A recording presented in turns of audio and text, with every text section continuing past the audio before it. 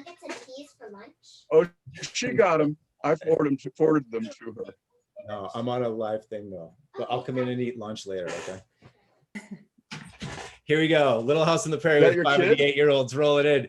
This may, if my 5-year-old makes it in here, he's gonna talk about like all sorts of crazy stuff. So it's not gonna be EVs either. So I'm gonna try and Okay. lock this. Well, you're gonna start, right? You're Bill, you're You're gonna the start, moderator. is Do that you want to correct? go You're gonna for it, say or you want something. me to do it? Do you want to do the I'll do intros? it. It's fine. I don't Okay. see oh yeah, absolutely. Absolutely. I just thought you might want to say something at the beginning about cleaning. Guys, we're That's live. okay. I'll start. Just oh, we are. Are we live? We are live. Oh, I see. I see. Okay. Greetings. Thank you for joining us on this YouTube event. Oh yeah, absolutely. Absolutely. I just thought you might want to say something at the beginning about cleaning. Guys, we're That's live. okay. I'll start. Just oh, we are. Are we live? We are live. Oh, I see. I see it. Okay. Greetings. Thank you for joining us on this YouTube event. Oh yeah, absolutely. Absolutely. I just thought you might want to say something at the beginning about.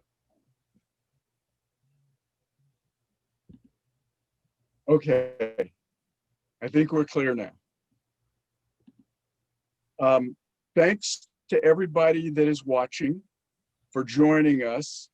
This is going to be a really exciting presentation from Clean Energy Revolution. And the topic today is, are municipalities the key to electric vehicle fleet adoption? That's what we're going to be talking about. But we're going to be talking about it in a lot of dimensions. My name is Herman Trabisch. I am Doctor of Chiropractic.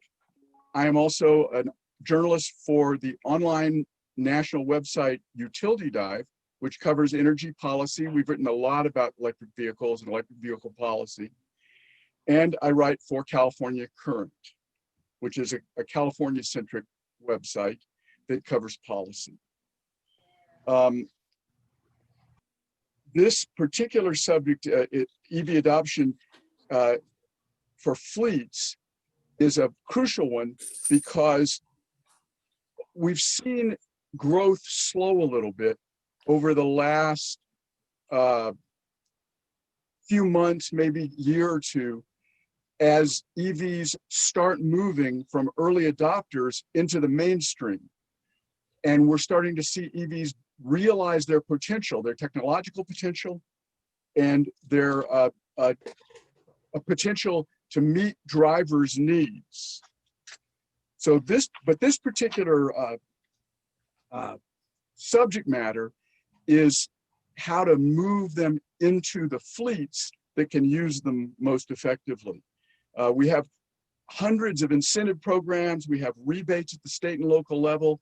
And it makes sense that municipalities, local government groups use those incentives and use those rebate opportunities to reduce the costs of taxpayers, reduce the cost of their citizens, and streamline the entry into electric vehicle world, the electric vehicle world. I did a little bit of research and I found out that in the last quarter of 2019, there were 120 policy efforts throughout the United States to drive the growth of incentives and rebates for electric vehicles. So you can see 120, that's like 2 in every state, more than 2 in every state. And it's not just California.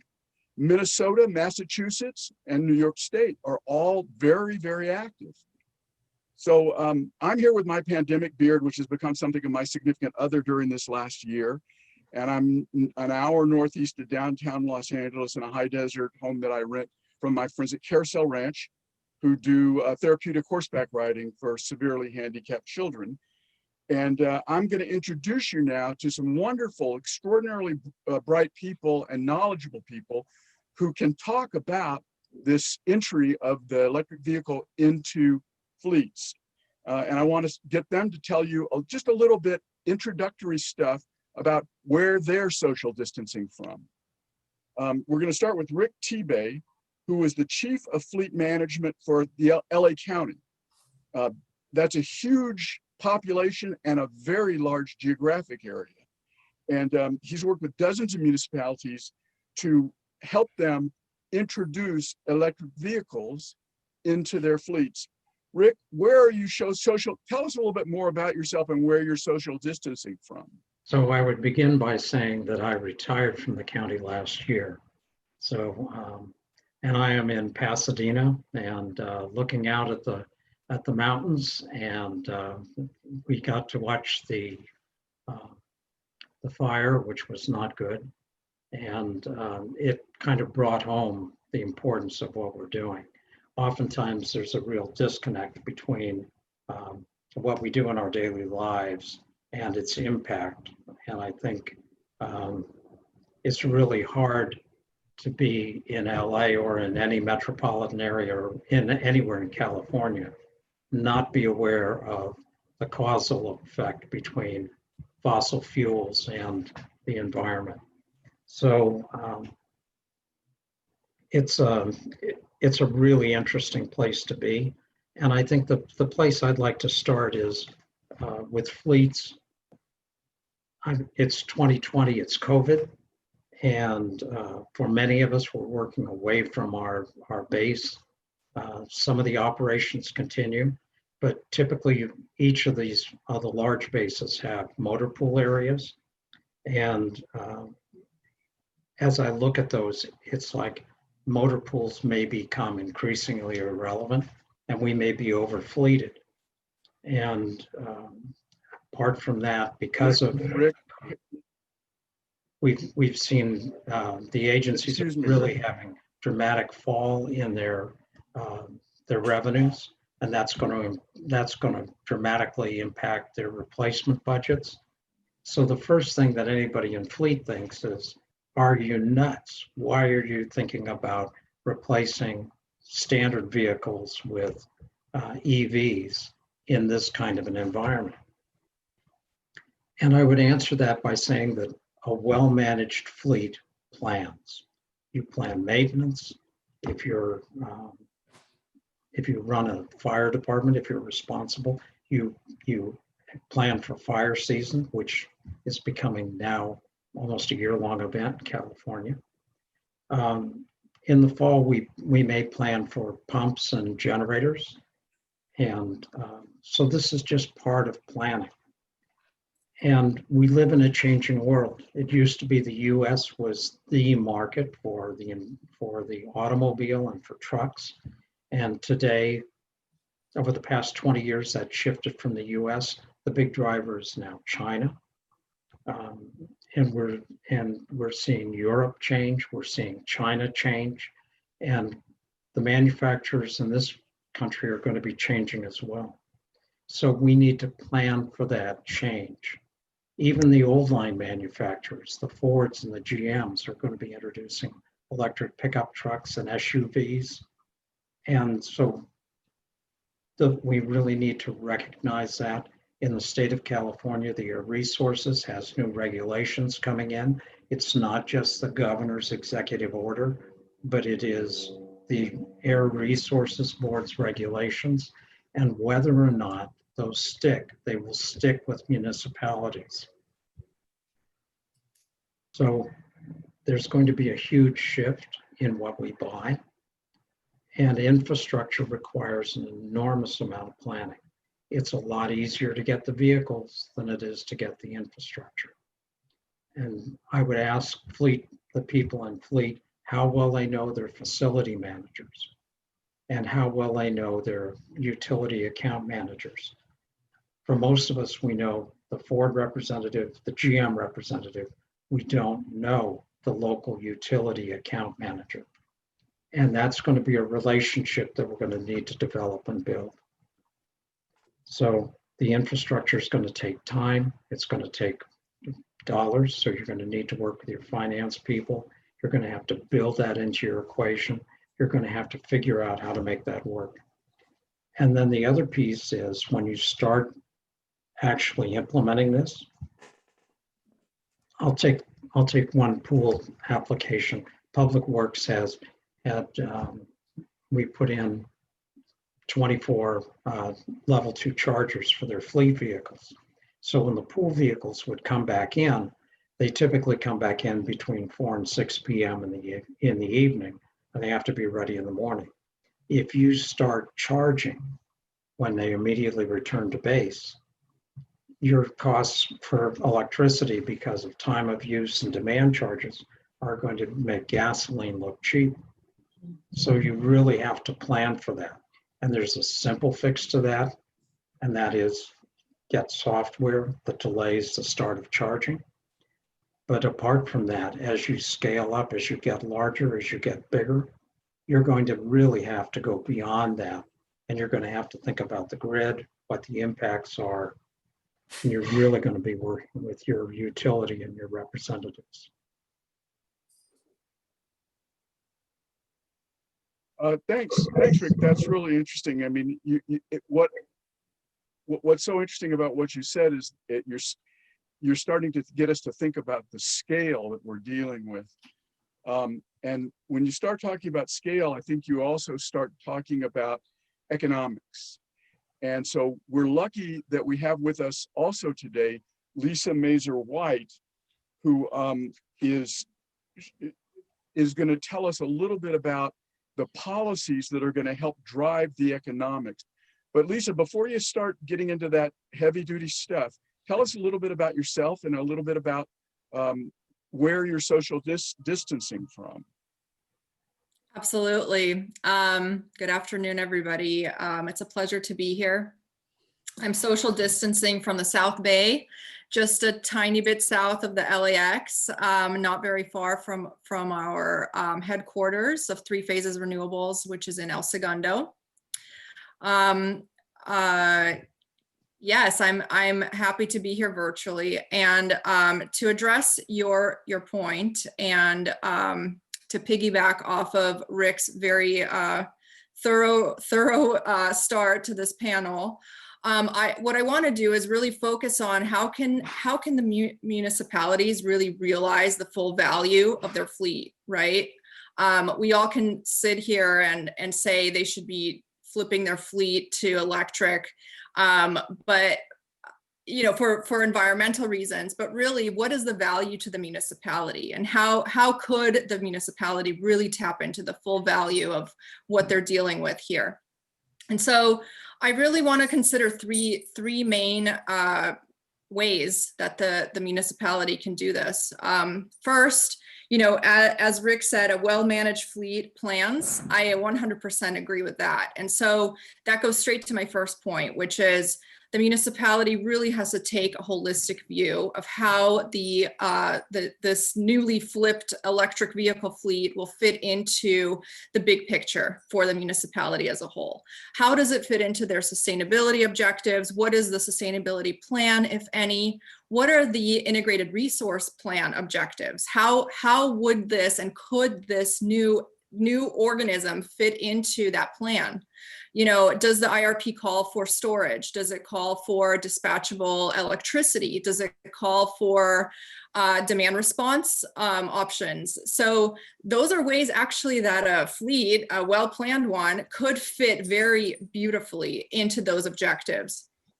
We also want to look at what does the infrastructure look like now, and what do we want it to look like, and how could we achieve our objectives by shrinking that gap.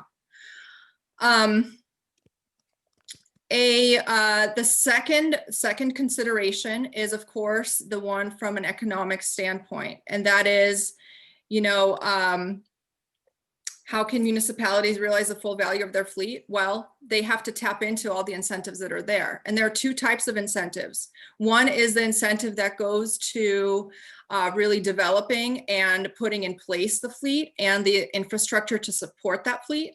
But there's also a second piece, and that's kind of the piece that I've been dealing with very intimately over the last few years, and that is the ongoing revenue that fleet could actually generate from certain incentives. And what I'm talking about is, of course, the low carbon fuel standard that's administered by the California Air Resources Board.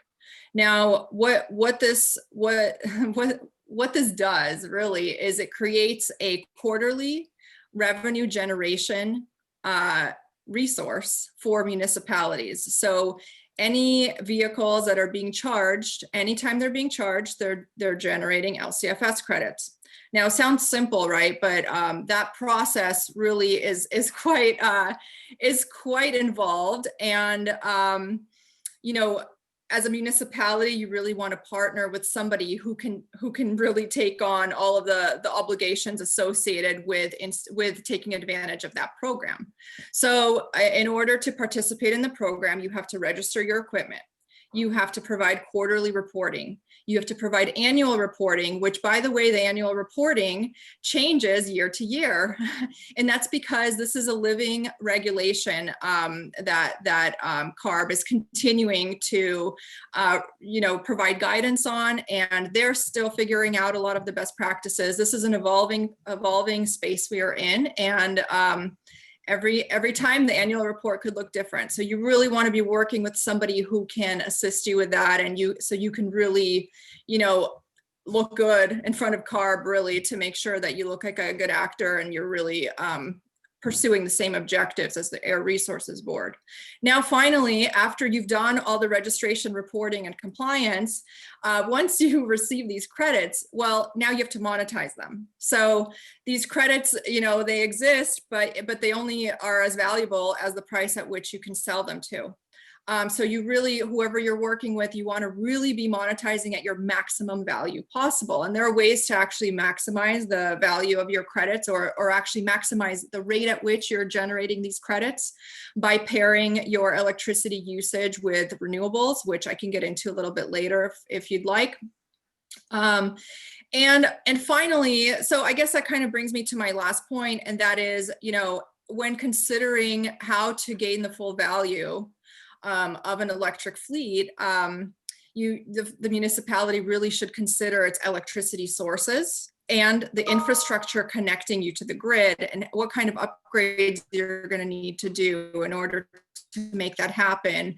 Are you going to need to upgrade the utility lines and wait for that for half a year? Or what exactly is involved with that? So really, all of this gets to planning.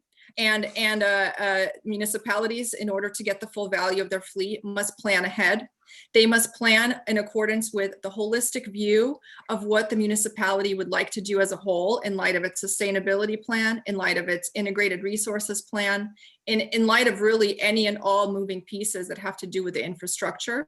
They have to take advantage of all the incentives, see which ones are stackable, which ones are not, and take advantage of the ongoing low carbon fuel standard credits that could really create a new source of revenue to pay back electricity costs and infrastructure development costs, put more money back into the pockets of the municipality in order to actually build out more infrastructure. That's the whole point of that whole program. And finally, consider the electricity sources. And when you're considering, where your electricity is coming from, if you really, if you're trying to achieve the objectives of your sustainability plan, your IRP plan, and you end up purchasing 100% renewable power or switching over to renewables anyway, you're actually going to be maximizing the credits that are generated through your electric vehicles, and you'll be bumping up your LCFS generation. Just as a quick anecdote, to demonstrate how much renewable energy can really boost your, as a municipality, could boost the LCFS generation. I just was analyzing somebody we work with for just as a reference, and I was honestly surprised by allocating renewable energy to the electricity being used to charge a fleet. The fleet experienced a 36% bump in its LCFS credit generation. Now, depending on where the market is for that price, in this case, it ended up being a 22% bump to the actual dollars going into their pocket. So the difference is really material. We're not talking about, some marginal, benefit. This is really a material difference, putting dollars back into the pockets of the municipalities. Beautiful. There's a lot there, but I just want to ask you, it maybe for a short answer. It seems to me that in a lot of ways, the LCFS, the low carbon fuel standard, it does a lot of the same things in the transportation world that California's cap and trade program does in the power sector world. And I think they're run by the same agency. And we know that the cap and trade program, there's still controversies, there's still issues. It's not a perfect program, but we know that on some level it can work, don't we? Elisa? Yes, we know that the low carbon fuel standard program can work. In fact, we're seeing it work every quarter when we are supporting our clients in actually receiving money. I mean, we love our job in this case because we're really writing checks to our customers. Like, how good does that sound, right? We love the end of the quarter at 3 phases. So yes, the mechanics of the low carbon fuel standard are they do kind of mimic the cap and trade program, although they're not exactly the same. But what happens is every time you plug into charge, what is an LCFS credit? Let's just start there. What is an LCFS credit? It is 1 cubic ton of carbon dioxide that is being avoided from being emitted into the atmosphere by a traditional fuel vehicle. So every time you are plugging in and avoiding one, and just imagine this like big bubble of carbon dioxide, right? Every time you prevent one of those from going into the air, you get issued an LCFS credit. And so, but what's creating the monetary value of those credits? It is the obligation of the polluting entities, the obligated parties, what they're called according to the regulation. They are obligated to purchase these bubbles, these credits, in order to offset their pollution. So it is, the bad actors or the polluters, whatever you want to call them, they're being penalized, for lack of a better word, or they're being taxed, or I don't know what you want to call it, but they're being charged basically in order to to basically displace the pollution that they're creating. And the displacement is coming from these LCFS credits that are being generated by clean fleets. Now, as you can imagine, Exactly. I just want to point one. Exactly. As we get greener, we all want the value of these credits to go to zero, because that means we've reached our goal. But for now, that is not the case. And so for now, there is a very healthy market that will create a substantial revenue source for municipalities that will be tapping into the low carbon fuel standard program. Okay, good. Yeah, that's what I was going to make, that exact same point. Somebody said that to me about the cap and trade program too, that sometimes at some point the price is going to go down. It's going to be of less value. That goes to planning, by the way, because we can see that coming and we can plan for it in the same way that Bill described other kinds of planning. But in the meantime, but it also means we're being successful, and that we've discouraged polluters. We've discouraged people who are creating those fires on the hillsides that Bill was looking out on last week. Now, I want to go now. Bill Soul is going to join us in a minute. I want to hear from him, but he warned us that he's got a very comprehensive take on the subject of the total cost of ownership. Before we get to him, I want to introduce our special guest star to our viewers.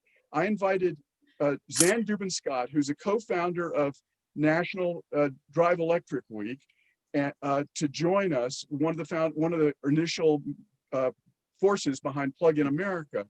And Zan, the reason I want to bring you in here now is I want you were somebody who was involved in creating electric vehicles when a fleet, you were trying to save the existing electric vehicles, which is in one little yard in the valley, just a small group of, so the idea of a fleet must be like your wildest dreams. But tell us just a little bit about, explain to the folks that are listening a little bit about what I'm talking about, the protests that you engaged in to prevent the electric vehicle from being aborted and allow it to be born back in, what was it, like the late 90s?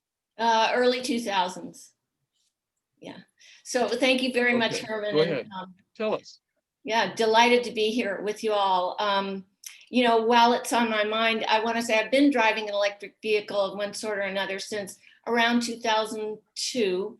And the word planning that Rick used and Lisa, that just popped out in my mind because that is my feeling that that's really the only difference in driving an electric car. You have to do a little bit better planning. And in fact, today, compared to 2002, it's getting less and less relevant as we have longer and longer range. You know, but in the early days, it was really just like, honey, how far do we have to drive tomorrow? Okay, do we have to plug it in tonight? Be sure to plug it in tonight, you know. And it's just, that was just because there wasn't, you know, an electric charger on every corner, which of course there still isn't, but there was an even greater need back then, you know, to be sure that you just planned. And when you put it that way, it's just very simple. So anyway, the protest that Herman was referring to is if anyone has ever seen Who Killed the Electric Car, it's shown in beautiful full color there, where we staged, it was a 28-day vigil, 24/7 at a GM training facility out in Burbank, where we made sure there was at least one person there around the clock, because there were 78 EV1s, you know, that wonderful first speedy electric car sitting in the lot there that we were afraid GM was going to take away and crush. And so we, it was incredible. I'm getting the chills. And we even had one, you know, 2 of our members get arrested by physically blocking these truck trailers from taking the cars away. And, you know, we lost that battle, but, you know, I think we, you know, we're winning, we're really winning. And also I would just say that Plug-in America, which has founded National Drive Electric Week, really has turned into, hasn't done so much anti, i.e. protest, as much as it has done, you know, what, advocating. And that's what National Drive Electric Week is about. It's 10 years now. And what we found early on is that nothing so much converts a gas car driver into an electric car fan as, you know, touching, feeling, and above all, driving electric vehicles. So that's what this national event is about. You know, getting, as we say, butts in cars. And, you know, very exciting in that, you know, we started out, there were about 23 cities. And by the way, that was preceded by the world's first electric vehicle parade. We had all kinds of vehicles in it, and it took place at the Santa Monica Civic Center, thanks probably to Rick Sykes, who some of you I know, very green city and very, you know, pro EVs. And so that's where we did that. But anyway, we started out our first year of National Drive Electric Week with 23 cities, and pre-COVID last year, we were in every single state and 8 countries. So rah, rah, let's keep going, and yay fleets. Yeah, yay fleets, yes. Bill, I'm gonna get to you in just one second. I just wanna say something that Rick pointed out, which is that you did not prevent those cars from being crushed, but you got the kind of attention on the subject that led to a victory of sorts. And it's led to, in many ways, transportation electrification. I mean, that's what we journalists write about all the time. We don't talk about, you know, who killed the electric car. By the way, I don't mean any disrespect to Chris Payne and the people that did Who Killed the Electric Car, but we're now beyond that. We're in transportation electrification. That's what, and that all started back then with what you guys did, standing up. And there's a lot of lessons to be learned right now and today, but for the time being, we'll move on, because we got to get back to the total cost of EV ownership, because these fleets are going to be dealing with the economics of this ownership. And Bill has a word or 10,000 that he wants to say to us about the total cost of EV ownership. Bill Soul, let me just say, let me get back to your introduction. Bill, I know, has been working in advocacy for EVs for 10 years. He's now with Torque EVs, and they're working with OEMs, that's original equipment manufacturers, and EVSEs, which are EV supply companies and charging companies, to drive EV adoption. And Bill, tell us, before you talk about this, just tell us where you're social distancing from. And we're hoping that the 5 and the 8-year-old don't come storming in to interrupt us with Little House on the Prairie. Because we want little EVs in the fleet. Yeah, I'm in between homeschooling right now, but I'm on the west side of LA near LAX, similar to Lisa. And being near LAX, you do see kind of the growth of some of the shuttle vans from the hotels around the airport and the airport ecosystem adopting EV fleet. And they kind of get it. And, you know, you take what like Zan's done on a grassroots level and explaining, you know, the benefits of EVs on a personal level to shoppers. But really, I think having come at this from a B2C and a B2B level, I truly believe that municipalities have to be the driving force, and it's based on a total cost of ownership reason, and they get the benefit over the course of the lifetime of the vehicle. On the retail level, it kind of falls flat. People don't really look at it as like this long tail financial planning where the cost of an EV will be cheaper through gas and maintenance, but municipalities certainly do. And when munis start to unlock the total cost of ownership benefits of their fleet, they see huge savings. And we're getting to the point now where we even have current and future case studies to kind of match with these past case studies that have emerged. So like one great past case study was a watershed moment in this total cost of ownership argument, and that was a 2018 annual report from New York City where they explained, and it was just on their spreadsheet, how much they saved, and it was dollar for dollar, the fuel savings and the maintenance savings. And that was kind of a big moment where the maintenance savings was just as much as the fuel savings. And, you know, you see some stories coming out recently, say like there's a town in Indiana that bought several Tesla Model 3s for their police department. So what they're seeing is, even though the Model 3s are more expensive than, you know, what they typically buy, the Dodge Chargers, they understood that there would be gas savings. What they didn't understand was the maintenance savings would be so significant as well.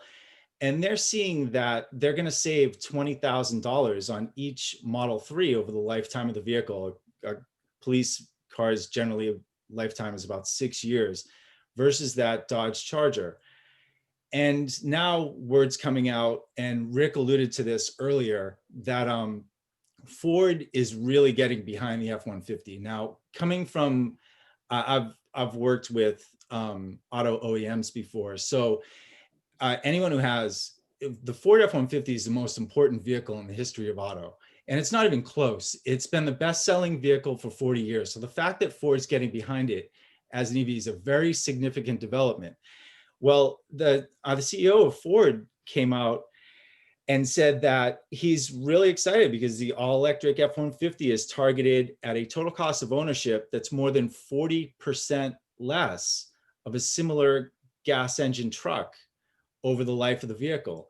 So when you start to have these economic arguments in play, and, you know, there are serious case studies involved now, both from, you know, police departments, municipalities, trusted sources, it's an option that every municipality needs to start looking into. The money's there, and thankfully there are companies such as Lisa's that will help, you know, plan this for municipalities, because there are many issues. Like Rick and Lisa both mentioned, one is that, and this is a big one that they forget, some people just buy the cheapest charger, they call them dumb chargers, to charge the vehicles, and they're always thinking about it last. But a dumb charger cannot have managed software on it. And if you don't have managed software, you can't measure the kilowatt hours being dispensed. If you can't measure the kilowatt hours being dispensed, you can't collect the LCFS credits on the back end. And I'm sure Lisa has a couple of stories about that. But all it takes is planning from some people who've gone through this process. Like Rick Tibet has just paved the way for people to do this. He's worked with, Rick, what is it, 88 munis in LA County? Is that correct? So there are 88 cities in LA County. I haven't worked with all of them. I've worked with many of them. Right. And, but back in the day, back in 2010, there was an When did it opportunity count? with the CEC, and we actually worked with 23 communities in 6 counties to submit a single application for that CEC opportunity. And there are more agencies, and not just the CEC, but although they're one of the big ones, there are plenty of agencies. And one of the problems is, and this is what we deal with a lot, there are incentives and rebates on a federal level, a state level, and a local level. And the local level, people don't realize there are 4,000 utilities in this country. And there are 4 huge ones in this state, in our state, in California. And a lot, it's difficult. It's not the easiest thing in the world. It's really asking a lot to ask, these muni workers to become experts in this. So what we all have to do is make sure that they have the resources available to them to consider the lifetime cost of these vehicles, to see the savings, and also to pick up the free money on the ground from the state and make sure that they're getting all the benefits of it. So I think that it's easy enough if there's an awareness of all of these resources. And unfortunately right now, there's not, the industry does suffer from a lack of awareness.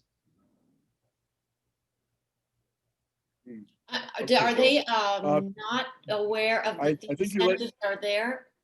They're simply A lot not of them, yeah, definitely. And it's a matter of like, can they also, and Lisa has a lot of information about this, can they piggyback some of these incentives from a federal, a state, and a local level?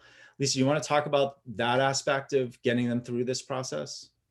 Sure. I mean, when we even look at the list of incentives that are currently available to municipalities, frankly, it's overwhelming.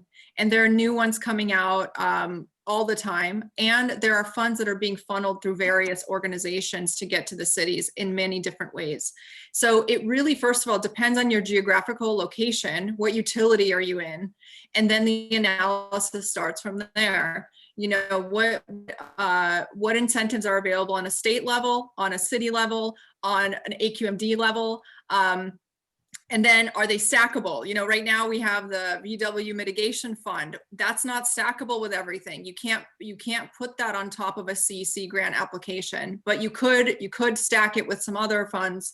So you really have to think through, and really understand the fine print within each of the financing opportunities that are available for the municipalities. But I will say one thing, and that is the low carbon fuel standard is applicable across the board. And so that is one that we always will be utilizing for any and all municipalities, unless for some reason they have signed that right away for some reason. And, I put my lawyer hat on and then I go through and kind of understand, did they give up the rights to that? Which most of the time they did not, but they think they did. And so again, it's just a lot of information, and it's a whole new education that, is now being put upon the municipalities really to digest and understand and apply. It's a lot. It's a lot for me, and I'm not sitting in their shoes. And so fortunately, there are ways to work with experts and alleviate some of that confusion and really understand how to tap into all of those financing sources. Great. Okay. For any CEOs that are watching, Lisa's not wearing her lawyer hat right now. She's wearing her teaching hat. Don't get nervous. It's going to be okay. Don't worry, I'll give a I want to come disclaimer. back, Rick. Rick, we've talked a lot about the economics, and I know that that's a very important factor.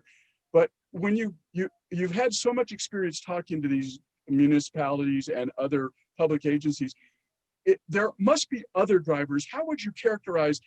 The reason I ask is, I was talking to a couple of someone from a major utility in the Southeast, and also I was talking to a former Texas utility commissioner the other day, and they both were talking about how there's a convergence, a change going on. People are understanding multiple factors that are driving them in these directions? In that case, we were talking about solar energy, but it also applies in many ways to transportation electrification. And I wonder, what did you, I mean, you only retired last year, and this year doesn't really count. So you know, what, how would you sort of prioritize, or what are the priorities that folks have? That's the question I'm trying to ask. What are the priorities that folks have when you talk to them about this idea of fleets? That's a really great question. And I think the answer is it depends upon your audience. So some people are very concerned about the environment. They see the global, the climate change. They're seeing the heating. They're seeing the more severe weather. That may be an overriding issue. Yet a different perspective is public health. And in California, there's a term, disadvantaged communities or environmental justice areas. And a disadvantaged community, basically they drill down to census district, and they overlay 3 factors. They overlay income, they overlay pollution, and finally they overlay health impacts. And from the entire state, at a census level, they find the 25% that are the most impacted. And people don't think about this, but the twin ports of LA and Long Beach, more than 40% of all the containerized goods that come into the entire country come through the twin ports of LA and Long Beach. And there's an enormous amount of pollution that is a result of that. The county has 10 million people. When I came to the county in '95, there were 9.3 million.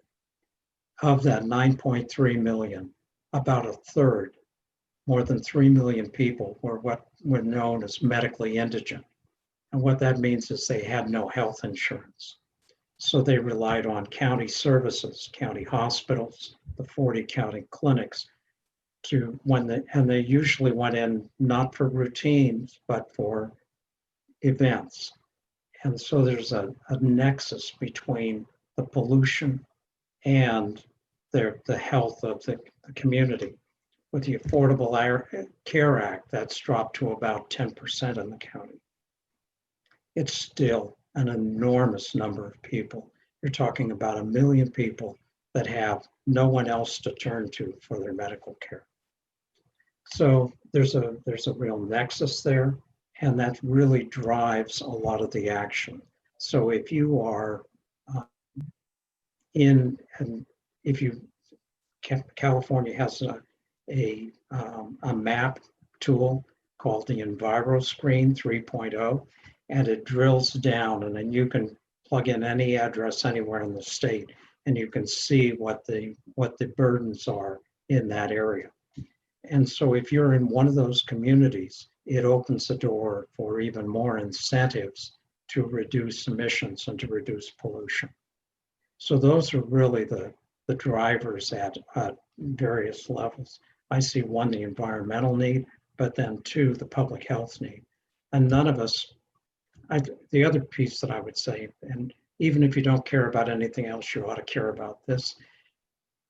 California's air is so polluted that we are not going to be in compliance with federal transportation guidelines for criteria pollutants, the NOx, the PM, particulate matter, the soot out of diesels.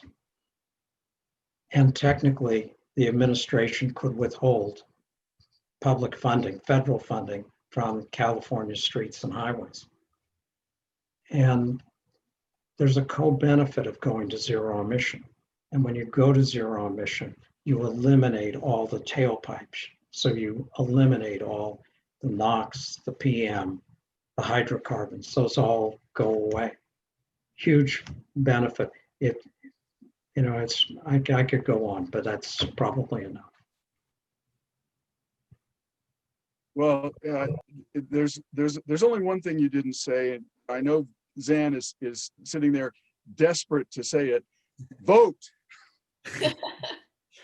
Well, you know what I wanted to add to, just to maybe broaden it out a little bit, the last Drive Electric Week event I did, we were based out of Dallas, and fascinating difference in those priorities. The reason they drive electric there is because those cars are cool and fast, you know. And then you come to it, you know, something secondarily, maybe they save on gasoline, you know. And then thirdly, oh, it's that thing that those environmentalists talk about, you know. So it definitely changes region to region.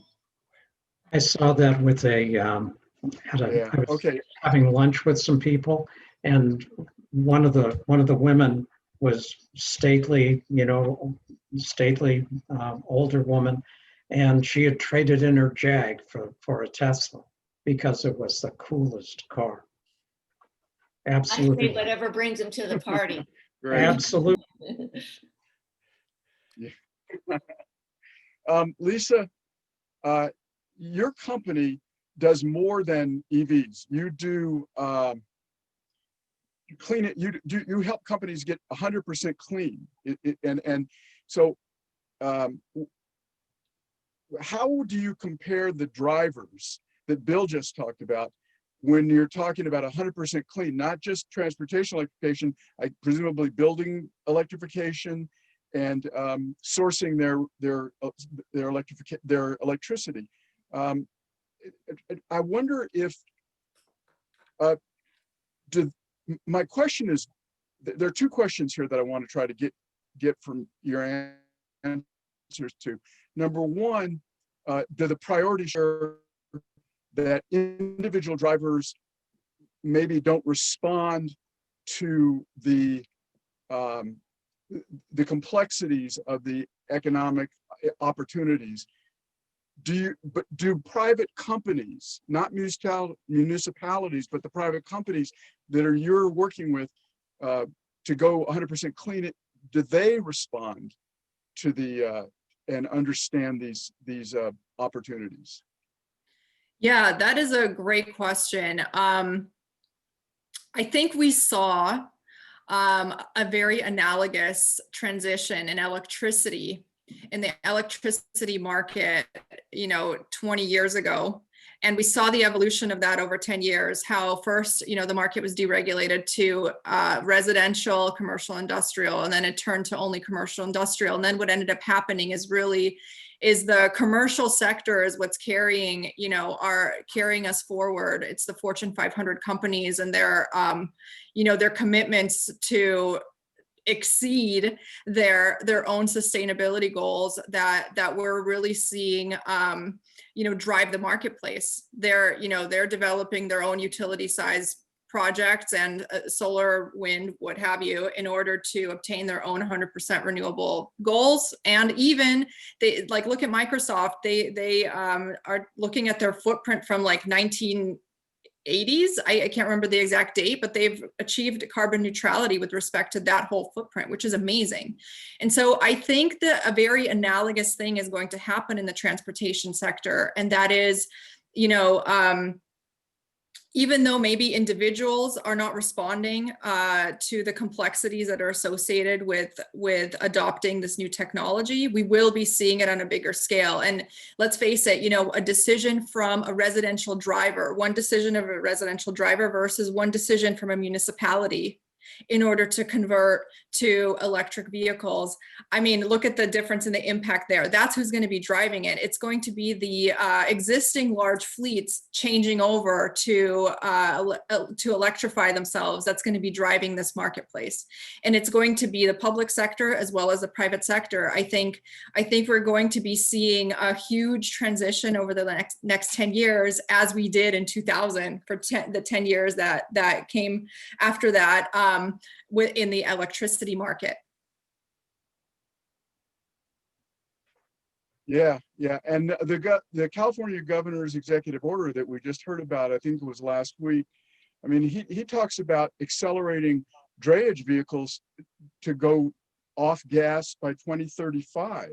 So that, I mean, that can happen. And that's because drayage vehicles are typically parts of fleets that can make that transition. But I gotta say, because I've known Zan a long time, she's going to get mad at you if you keep saying that individuals, if you and Bill keep saying that individuals aren't going to make this transition, Zan's going to get mad at you, and you don't want Zan mad at you. Okay.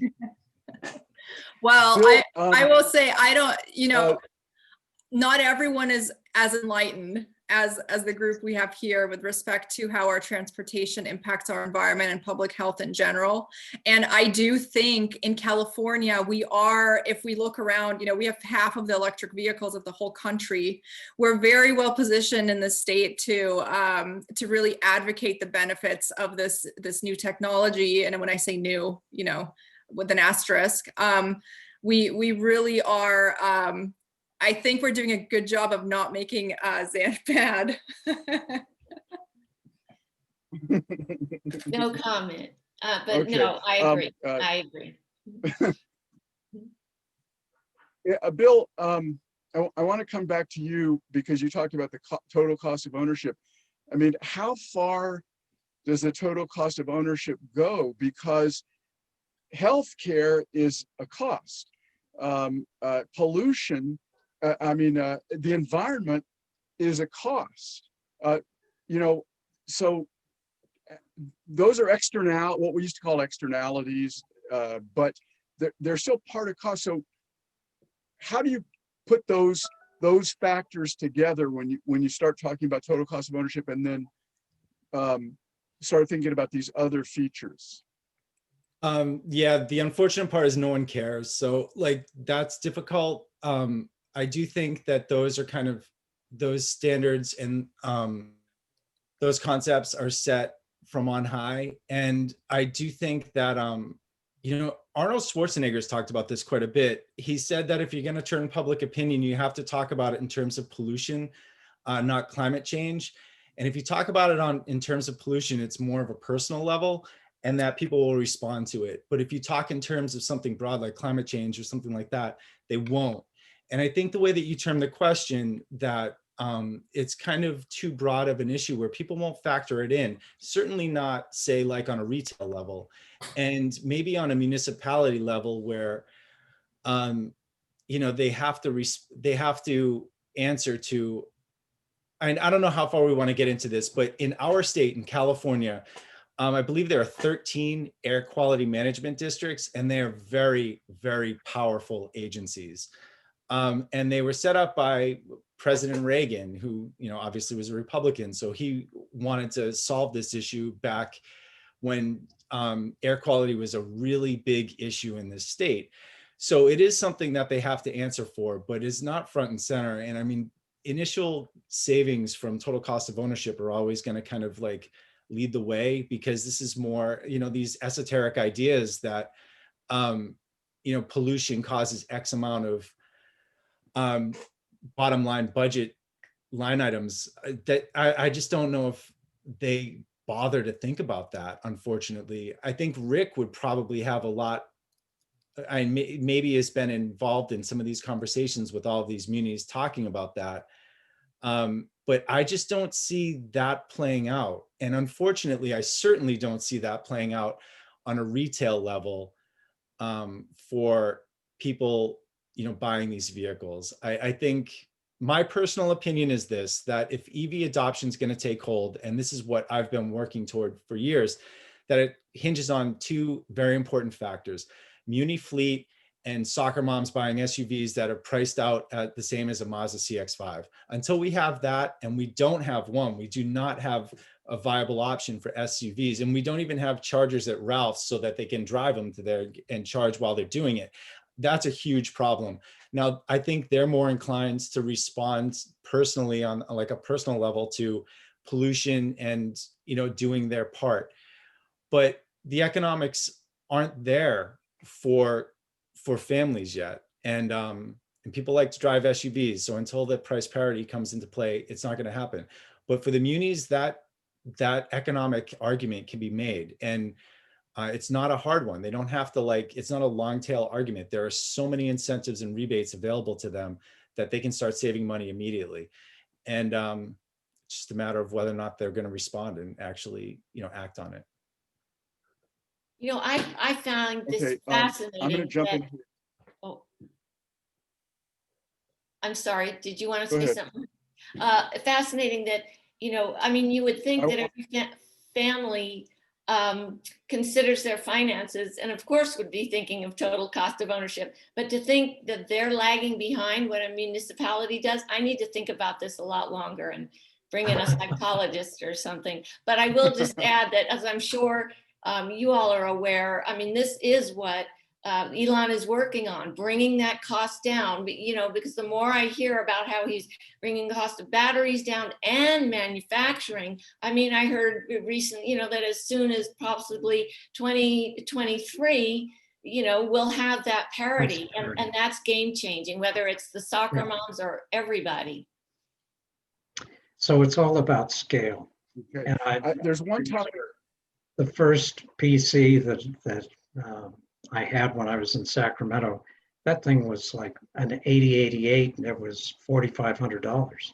And, I mean, it wasn't a laptop, it was a tower, and it had two 5 1/4 inch floppies. Well, today you can get a really fine laptop for less than $1,000. I mean, and infinitely more powerful. So it's all about the technology, it's all about scale. And the faster we get there, then the more those costs come down. In 2016, I met a woman at Bloomberg New Finance, and she was talking about the cost per cell. And she said, well, with the exception of Tesla in her presentation, and I stopped her afterwards and I said, well, what's going to happen with the Gigafactory? And she said, on day one, when they open, it'll be half what the others are. And it was all about scale. I think the important thing. We have 5 minutes left.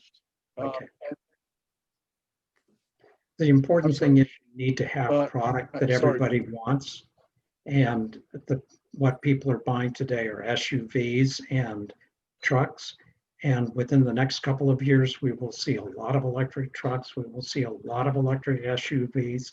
And once you get the butts in the seat, and once your neighbor has one and you go for a ride, it's, sold. Right. Zan, were you raising your hand or were you just cheering? She's raising the roof. I was saying, yay, yay, trucks and SUVs, EV. Oh, okay. Okay. There's one question that I didn't get to, and we don't have really time to address it now.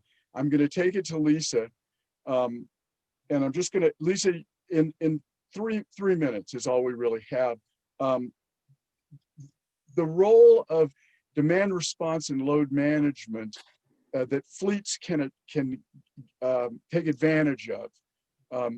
Demand response in particular, because that has implications for our blackouts, and load management has implications for the management of the grid largely. Is that a valuable, let me just ask you, so is that valuable to your customers? Do you see that? Do you see them seizing and understanding that value? Absolutely. Absolutely. I see our customers seeing value in demand response in connection with their fleet management. Now, it also all hinges on, again, a holistic view of what each municipality is looking to obtain. As I mentioned before, taking a look at the integrated resource plan, sustainability plan, and infrastructure is really going to be key to really determining how much value can be extracted from doing so.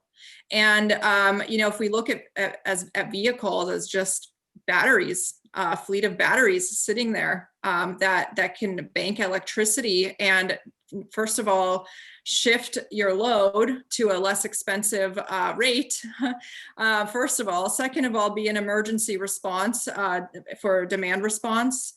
And finally, just be a dispatchable battery. It is incredibly valuable. I think technology is getting there. We're not exactly 100% there yet, but we're getting there, and it's a huge value. And I think that is also a feature that is common to the other zero emission vehicle application that we have,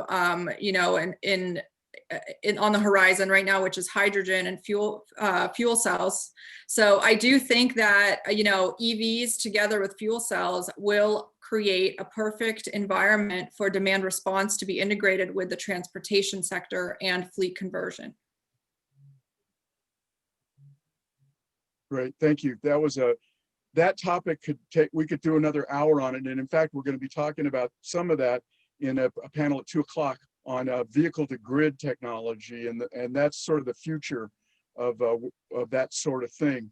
I wish we could talk about this more, but we're out of time.